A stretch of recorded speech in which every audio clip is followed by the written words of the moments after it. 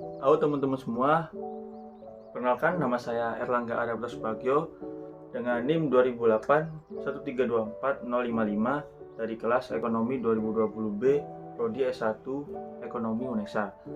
Nah, pada video kali ini saya akan membahas tentang mata kuliah Ekonomi Sumber Daya Alam dengan objek yaitu mengenai SDA Lumpur Lapindo yang ada di Porong Sidoarjo.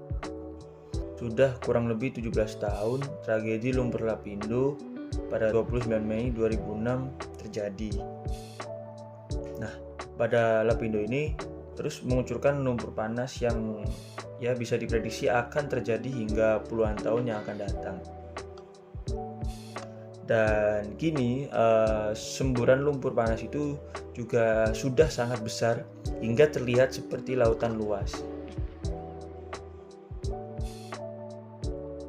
Nah, insiden lumpur Lapindo ini merupakan insiden yang tragis, yaitu karena penguburan minyak bumi yang tidak sesuai dengan prosedur. Namun, ada juga pihak-pihak lain yang mengaitkan dengan insiden ini, yaitu karena insiden gempa Jogja, hingga berpengaruh kepada pergerakan tanah di daerah lain di Indonesia. Nah, akan tetapi ada juga yang menyebutkan bahwa lumpur Lapindo ini juga bisa disebut sebagai harta karun. Mengapa? Karena lumpur Lapindo ini juga disebut memiliki kekayaan alam yang luar biasa, di mana di dalamnya tersimpan logam tanah jarang atau rare earth yang diburu oleh dunia. Badan Geologi Kementerian Energi dan Sumber Daya Mineral atau SDM yaitu mengungkapkan kandungan logam tanah jarang yang terkandung di lumpur Lapindo ini memiliki sejumlah sifat yang unik. Salah satu dosen kimia Fakultas Sains dan Teknologi Universitas Erlangga, yaitu Dr. Ganden Supriyanto, memberikan penjelasan. Nah, beliau mengungkapkan pentingnya logam tanah jarang bagi pemanfaatan teknologi tinggi. Nah, beliau juga menuturkan bahwa logam tanah jarang atau rare earth di dalam rumus kimia sistem periodik masuk ke dalam golongan lantanida dan actinida. Selain masuk ke dalam golongan lantanida dan actinida, logam tanah jarang juga disebut sebagai logam transisi. Logam itu sangat penting dan memiliki harga yang cukup tinggi karena digunakan untuk teknologi tinggi seperti campuran logam pada bidang meteorologi.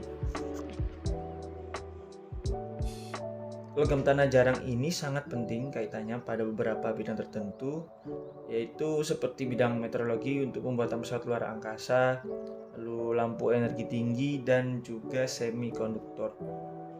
Dan sehingga logam tersebut sangatlah mahal, bahkan jauh lebih mahal dibandingkan emas dan platina, ucap beliau. Nah, lebih lanjut, Dr. Gaden tadi menjelaskan bahwa logam tanah jarang merupakan jenis logam lantanida dan actinida yang meliputi beberapa logam di dalamnya seperti litium dan skandium. Nah, selama ini litium banyak digunakan sebagai bahan pembuatan baterai, terutama baterai mobil listrik. Temuan logam itu juga terhitung penting kaitannya karena ke depan semua kendaraan harus bebas emisi, sehingga mobil listrik lebih banyak digunakan. Nah, selain potensi dari pemanfaatan litium, skandium juga memiliki potensi tak kalah besar. Skandium juga banyak digunakan sebagai bahan pembuatan lampu berteknologi tinggi karena logam skandium memiliki daya tahan yang kuat sehingga logamnya tidak meleleh meskipun lampu tersebut memiliki watt yang sangat tinggi. Selain dimanfaatkan sebagai bahan pembuatan lampu berteknologi tinggi, skandium juga banyak digunakan untuk semikonduktor. Nah, penemuan logam tanah jarang di lumpur Lapindo Sidoarjo ini sebenarnya memiliki potensi pemanfaatan yang sangat besar karena bernilai tinggi dan sangat penting untuk teknologi ke depannya. Nah, dan juga logam ini telah jarang ditemukan sejak abad ke-18 hingga sehingga akhirnya sumber daya ini banyak dicari oleh dunia. Dari situ lumpur lapindo ini ternyata juga ada dampak positifnya bagi sumber daya alam. Litium dan skandium yang bisa berguna bagi pembuatan baterai atau bahan-bahan teknologi yang dibutuhkan untuk masa yang akan datang.